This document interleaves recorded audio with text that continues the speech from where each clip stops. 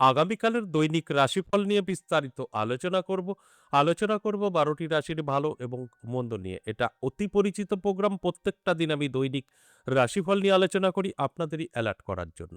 আগামীকাল ৬ আগস্ট বৃহস্পতিবার, অষ্টমী তিথি, ভরণী নক্ষত্র, গণ্ডযোগ ও জন্মরাশি মেষ। এবার ১২টি রাশিকে নিয়ে বিস্তারিত আলোচনা করব এবং বোঝানোর চেষ্টা করব। প্রত্যেকটা দিন আমি দৈনিক রাশিফল নিয়ে আলোচনা করি আপনাদেরই অ্যালার্ট করার জন্য। অর্থাৎ আমি একটা ধারণা দেওয়ার চেষ্টা করি আপনার ভালো, আপনার খারাপ। এবার আপনার যখন ভালো বলব, নিজেকে অবশ্যই একটু অ্যালার্ট রাখবেন। যা আপনার আ চাওয়া পাওয়া সেগুলো অবশ্যই একটু এপ্লাই করবেন। সেই চাওয়া পাওয়াগুলো আপনার জীবনে যেন আকর্ষিত হয়, সেখানে সাকসেস পাবেন। আর আপনার খারাপ বলব, নিজেকে একটু সতর্ক রাখবেন, একটু নিজেকে গুটিয়ে রাখবেন, ভালো থাকতে পারবেন। তাহলে কি হলো? এই আলোচনা শুনে আপনি কিন্তু আপনার মতো করে চলতে পারবেন। আপনার সম্পর্কে ভালো বলি আর খারাপ, আপনি দুটোই ভালো করে নিতে পারবেন। যে কারণে আমি প্রত্যেকটা দিন একটা কথাই বলি যে, আমার এই আলোচনা মানেই কিন্তু আপনাদেরকে অ্যালার্ট করা। আর আপনারা যতটা অ্যালার্ট থাকবেন, ততটা জীবনে সফলতা এবং সাকসেস পাবেন। আগামীকাল ৩ রাশির জাতক-জাতিকাদের অর্থপ্রাপ্তির যোগে হঠাৎ ভাগ্য বদলাতে পারে। ৫ টা রাশির কোনো শুভ খবর আসতে পারে। ৪ রাশি সাবধান থাকতে বলব। এই যে সাবধান থাকার কথা বললাম, এই যে শুভ খবর আসার কথা বললাম, এগুলো তো অবশ্যই আসবে। সেগুলো অবশ্যই আপনাকে সচেতন থাকতে হবে। তাহলে এটা সম্পূর্ণভাবে আপনি কন্ট্রোল করতে পারবেন। আর যদি মনে হয় যা হবে, হবে, যা বলছে, বলছে, তাহলে ভালোগুলো না ঘটলেও খারাপগুলো কিন্তু ঘটবে। আপনার অবশ্যই সচেতন এবং অ্যালার্ট থাকা প্রয়োজন আছে। তবেই কিন্তু খারাপগুলো আটকাতে পারবেন। আর প্রত্যেকটা দিন কোনো না কোনো খারাপ তো ঘটবেই। সকলের তো ভালো হতে পারে না। কারোর ভালো হবে, কারোর খারাপ হবে। যাদের ভালো হবে তারা তো অবশ্যই ভীষণ শুভ। আর যাদের খারাপ হবে তাদের তো খুব খারাপ। তাই কেন আপনার সচেতন থাকতে হবে সেটাই আমি বোঝানোর চেষ্টা করি যে আপনার খারাপ সময় একটু সচেতন থাকুন, এটাকে আটকাতে পারবেন। আর সচেতন না থাকলে খারাপটা কিন্তু ঘটবে। সঙ্গে থাকুন, অনেক কিছু জানার আছে, বোঝার আছে, অনেকেরই আছে। লাকি নাম্বার, শুভ সময় এবং অশুভ সময় জানার প্রয়োজন। তারা শেষ পর্যন্ত থাকুন। অবশ্যই আমি এই আলোচনা শেষে রাহুকাল, যেটা আমরা অশুভ সময় বলি, এবং শুভ সময় এ এবং লাকি নাম্বার, এগুলো কিন্তু নিয়ে আলোচনা করব। বেশ কিছু জাতক জাতিকাদের এগুলো কাজে আসে। তার আগে আমার সাথে কিভাবে যোগাযোগ করবেন সেই বিষয়টা একটু বলি। নমস্কার, জয় মা কামাখ্যা, জয় মা তারা। যারা ভীষণভাবে বিপদে আছেন, আপনি কি করে এই বিপদ থেকে বেরোবেন বুঝতে পারছেন না? একেকজনের একেক রকম সমস্যা হতেই পারে। প্রেম, বিচ্ছেদ, পড়াশোনা, ঋণ, ধার, মানসিক চাপ, নানা রকম হতে পারে। গ্রহের খারাপ প্রভাব। তাই একবার হলেও আমার সাথে সাক্ষাৎ করতে পারেন, এই কথাটা আমি বলি। তার কারণ, আপনার যে সমস্যাই থাকুক না কেন, সেখান থেকে কিন্তু অবশ্যই আপনি বেরোতে পারবেন। তাও আপনি যদি মনে করেন আমার খরচা করার পরিস্থিতি নেই, সম্ভব। কারণ আমি দুরকম ভাবেই বলি। একটা খরচ, একটা খরচ ছাড়া।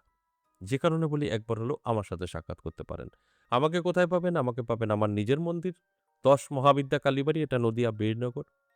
এছাড়াও পাবেন তারাপীঠ, প্রত্যেকটা মাসে ২ বার করে ১ম শনিবার এবং শেষ শনিবার আমি তারাপীঠই থাকছি। এছাড়াও দমদম পাবেন, শিলিগুড়ি পাবেন। এর মধ্যে কোন চেম্বারটা আপনার সুবিধা হবে?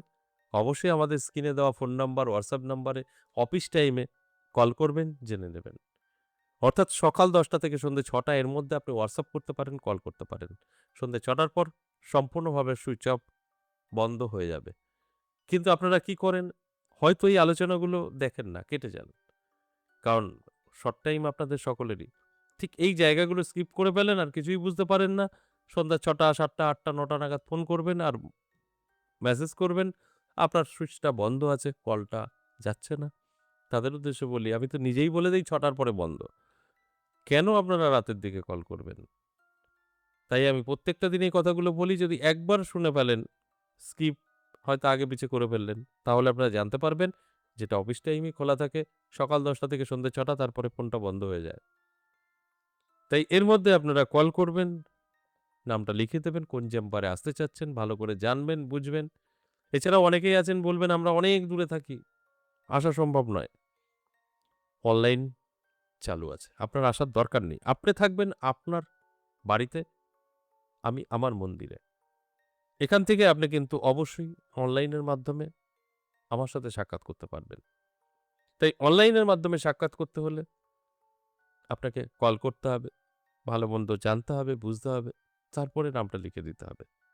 তাই অফলাইন বা অনলাইন কল আপনাকে করতেই হবে এবং অফিস টাইম সকাল ১০টা থেকে সন্ধ্যে ৬টার মধ্যে। এবার আসুন আজকের যে মূল আলোচনা দৈনিক রাশিফল। এই দৈনিক রাশিফল থেকে আপনাদের আমি অ্যালার্ট করার চেষ্টা করি। আপনারা যদি অ্যালার্ট থাকতে পারেন, আপনাদের জীবনে যদি এপ্লাই করতে পারেন, ভাগ্যের চাকা কিন্তু অবশ্যই ঘুরবে। এটা সম্ভব। আমি প্রত্যেকটা আলোচনায় ঠিক এইভাবেই আপনাদেরকে অ্যালার্ট করার চেষ্টা করি। কারণ আপনি যদি চান তো আপনার ভাগ্য বদলাতে পারবেন। আপনি যদি চান আমি কিছুই করব না, দেখি কি হয়, তাহলে কিছুই মিলবে না। সবকিছু আপনার উপরে নির্ভর করবে। তাই আমি এখন এক, এক করে রাশি ধরে বলব মেষ থেকে মীন। এর মধ্যে কোনটা আপনার রাশি? ভালো করে জেনে বুঝে আপনার জীবনে এপ্লাই করুন, সফলতা পাবেন। মেষ রাশির জন্য যথেষ্ট ভালো সময়। প্রাপ্তিযোগ, হঠাৎ ভাগ্য বদলাতে পারে। নানা দিক থেকে অর্থ আকর্ষিত হয়ে আসতে পারে। তাই অ্যালার্ট করাটা আমার কাজ। অ্যালার্ট থাকুন। কিছু না কিছু তো ঘটবেই আপনার জীবনে। বৃষরাশির জাতক-জাতিকাদেরও কিন্তু ভালো সময়। সর্বকাজে সফলতা, বহুদিনের আটকে থাকা কাজ ক্লিয়ার এবং সকলের কাছে প্রিয় হয়ে উঠতে পারবেন। কারণ সময় আপনারও কিন্তু ভালো। আর এই ভালো সময়টা অবশ্যই ভালো কাজে ব্যবহার করা উচিত। তাহলে কি হয়?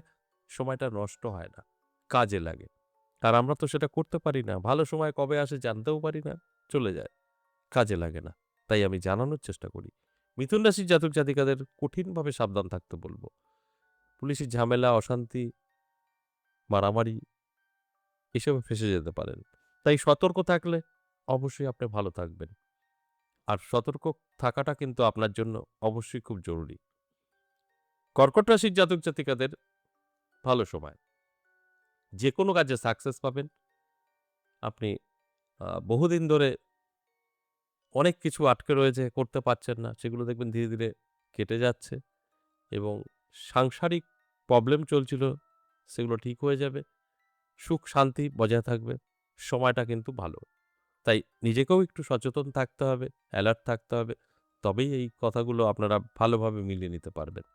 সিংহ রাশির জাতক-জাতিকাদের দারুণ সময়। প্রাপ্তিযোগ, হঠাৎ ভাগ্য বদলাতে পারে, নানা দিক থেকে অর্থ আকর্ষিত হয়ে আসতে পারে। এর জন্য অ্যালার্ট থাকুন, চোখ কান খোলা রাখুন। দেখবেন আমার এই কথাগুলো আপনারা সবটাই মিলিয়ে নিতে পারবেন। কারণ সময় আপনার জন্য অনেকটাই শুভ। আর আমি শুভ সময়ে শুভ কাজে ব্যস্ত থাকতে বলি এবং অনুরোধ করি। তাহলে কি হয়? আপনারা কিন্তু বুঝতে পারবেন যে আপনার কি করণীয়। কন্যা রাশির জাতক-জাতিকাদের ক্ষেত্রে বলব একটু সাবধান থাকুন। আপনার সময়টা খুব একটা ভালো নয়। ব্যবসা সংক্রান্ত বিষয়ে ভীষণ চাপের থাকবে। এছাড়াও ঋণ ধারে জড়িয়ে যেতে পারেন। সেই চাপগুলো আপনার উপরে আসতে পারে। তাই অ্যালার্ট থাকুন, চোখ কান খোলা রাখুন। তুলা রাশির জন্য বলব ভালো সময়। সর্বকাজে সফলতা, আয়োন্নতি বৃদ্ধি, বেকারত্ব দূর। আপনি বেকার, আপনার বেকারত্ব দূর হতে পারে। কোনো না কোনো জায়গা থেকে আপনার সঙ্গে এমন কিছু যোগাযোগ হতে পারে সেটা আপনার ভাগ্যের পরিবর্তন ঘটিয়ে দিতে পারে। তাই অ্যালার্ট থাকার জন্য অবশ্যই অনুরোধ করব। বৃশ্চিক রাশির জাতক-জাতিকাদের কিন্তু আমি একটু সাবধান থাকতে বলব কারণ আপনার বদনাম, মানজাস খ্যাতি, হানি যোগ তৈরি হয়ে যায়। তাই একটু সচেতন থাকুন। তা না হলে আপনার কেরিয়ার কিন্তু নানাভাবে ড্যামেজ হতে পারে। বদনাম সমালোচনা আপনার নিয়ে কিন্তু হতে পারে। তাই অ্যালার্ট করাটাই কিন্তু আমার কাজ। ধনুরাশির জন্য যথেষ্ট ভালো সময়। আয়োন্নতি বৃদ্ধি, সর্বকাজে সফলতা, যোগাযোগ আপনার সঙ্গে এমন কিছু ঘটবে যেটা আপনার আর্থিক দিক থেকে উন্নতি হবে। ব্যবসা-বাণিজ্য ভালো চলবে। এগুলো কিন্তু পজিটিভ। তাই অ্যালার্ট থাকার জন্য আমি অনুরোধ করব। মকর রাশির জাতক-জাতিকাদের স্বাস্থ্য সাথ দেবে না। সবকিছু ঠিকঠাক থাকলেও শরীরের যত্ন নিতে হবে, রিচ খাবার থেকে দূরে থাকতে হবে। কারণ শরীর স্বাস্থ্য আপনার আগামীকাল ভালো যাবে না। আর আমি সেটা জানানোর চেষ্টা করলাম। এবার আপনি শরীরের যত্ন নিন, ভালো থাকবেন।